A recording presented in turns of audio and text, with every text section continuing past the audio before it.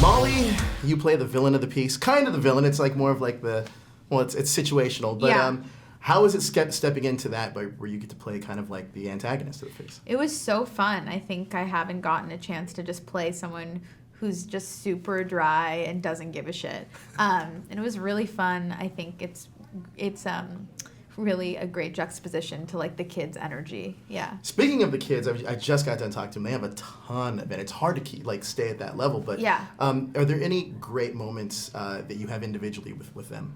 Yeah, I mean, they were just so sweet. They're such kind boys. Just felt you can hear them talking. Yeah, so sweet. I felt really happy to go to work with people that wanted to be there. I think sometimes you're around people that are like upset to be at work, and we're lucky we get to make movies. So I was excited to be with people that wanted to be there. I mean, I talked to you a little bit earlier, and something you said that really struck me was when you met Seth Rogen. You talked about this is more like a comedy boot camp when you're making the film. Can you talk about that a little bit? Yeah, the way that Point Grey, their company, makes movies is that they do a lot of alts on the day and a lot of improv, and things change, and you have to kind of maybe throw away how you were planning on playing something and just go with what it is, and try all different things. And I think like that, it was like school. It's like going to comedy class, and they've made so many great movies that I'm such big fans of. So it was great to get to see how those were made. And speaking of that, especially the improv stuff, you also talked about a scene that you wish kind of stuck around in the film, because the kids all talk about this big dance sequence that they had at the mall. Yeah. What was the one thing that you wish? You know what? I hope that's in the DVD extras. I hope for them, because they are just really upset about this dance sequence. I hope for them that the dance sequence has another life.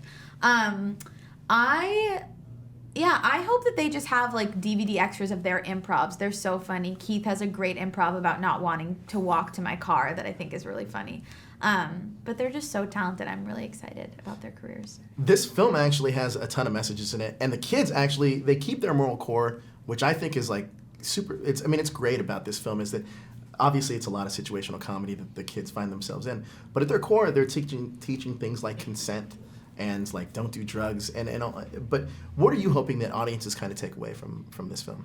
Yeah, I just hope that they laugh and are brought back to that awkward time in middle school where you're first trying to figure yourself out. And I agree, I love that the comedy doesn't come out of the kids doing any of these things. It comes out of them just finding out what they are. They don't do the drugs, they don't actually use any of the objects that they find. They just figure out what they are, and they're like, ooh, I'm not ready for that.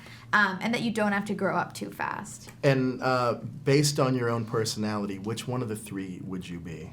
At that time in my life? At that time in your life, I was definitely more like Keith. I was more Lucas. Lucas. Lucas, yeah. I was more like a kid. I wasn't ready to... He goes like, my mom is my best friend. And I was like, that's like my character.